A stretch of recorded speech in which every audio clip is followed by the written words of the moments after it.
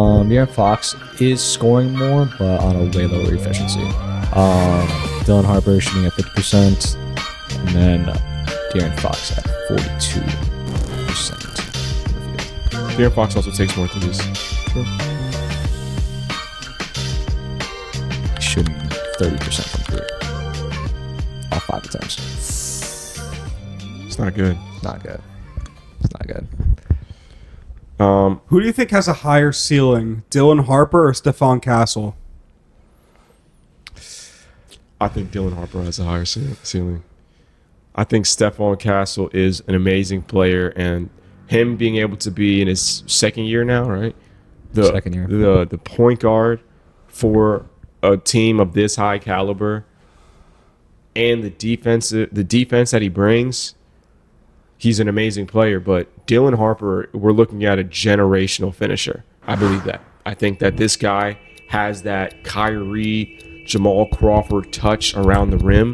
Dare I say even Jalen Brunson-esque finishing. Yeah, he really does, actually. That's a really good comparison. But the wizardry that he does with the ball. I mean, I know what a behind the back looks like. The ease that he can just go behind the back at any given time, the balance that he has, the ability to finish into contact, not bounce off of it, is something that you just can't teach that. You know, I coach kids, you can't teach that kind of stuff. You either have it or you don't. And we're looking at a guy in his rookie season who's playing in the playoffs amazing. I think his ceiling is I said it to you guys before, a 1A player in this league. A 1A player on a championship team. That's how highly I think of Dylan Harper.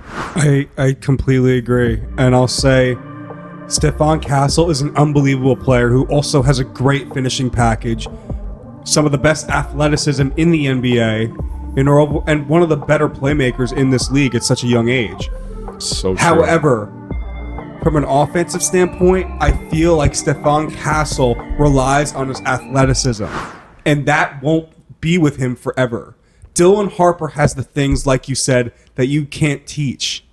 And that's why I put Dylan Harper's ceiling higher.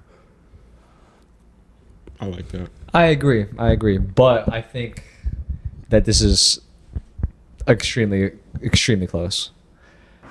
What we're seeing from Stephon Castle, especially in his second year, is absolutely phenomenal. He's arguably, at his position, one of the best defenders in the NBA. Damn near one of the best defenders just in general. Yeah. Not even positionless or not. And, you know, that's something you also can't teach. You cannot be a better defender overnight. That just does not happen. But Dylan Harper, no slouch of a defender. He's no slouch, but He's no Stephon Castle. He's no Stephon Castle on the defensive end. Stephon Castle has top 5 defender in the league potential, and he might already be there, honestly, from what we've seen of him this postseason. Exactly. And, like, obviously once we get into his real prime, we'll be able to see how much of a defender he can really develop to be.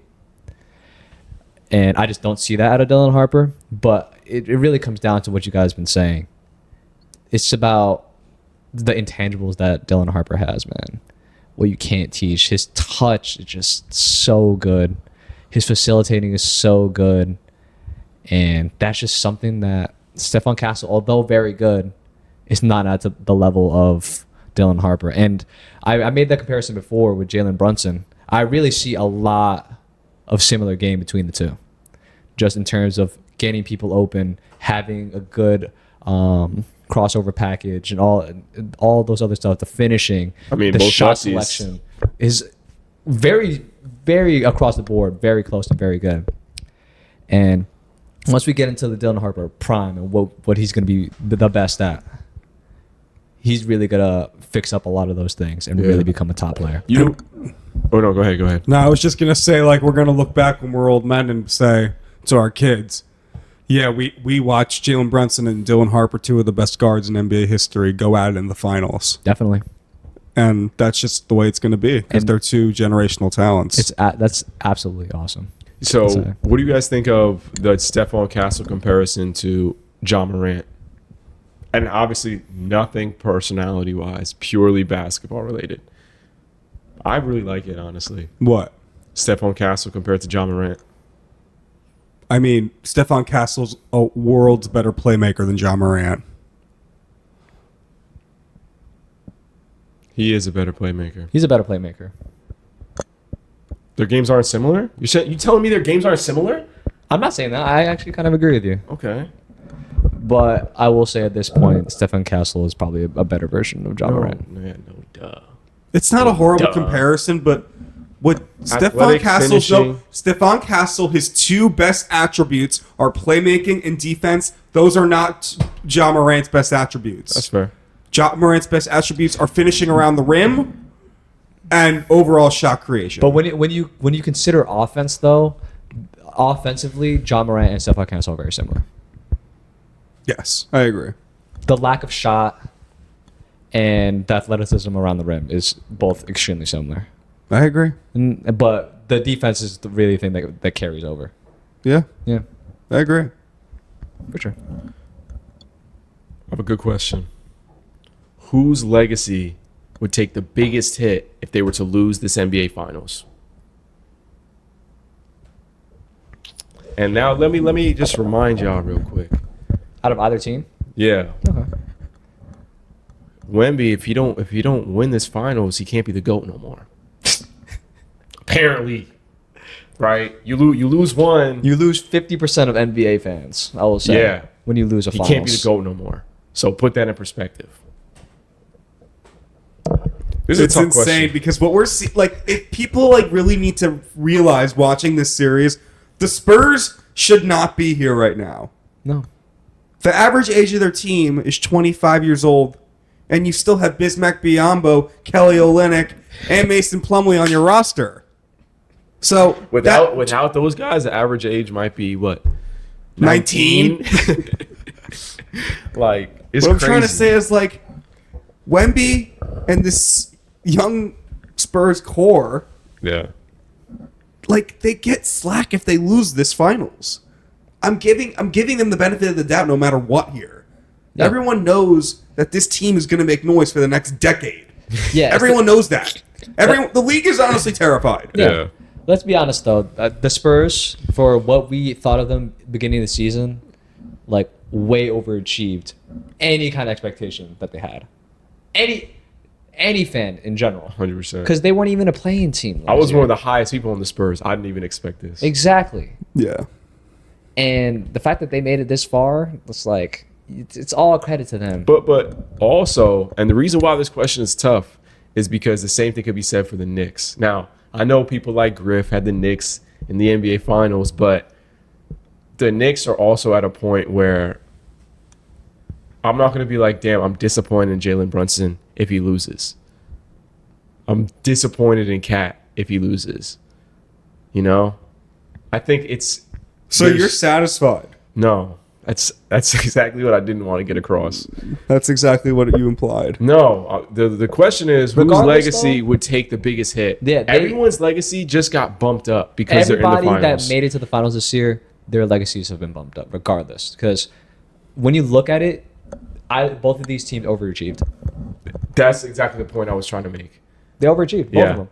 No one, obviously, it was a toss-up from the beginning of the season. No one really knew who was going to... But you had your title contenders.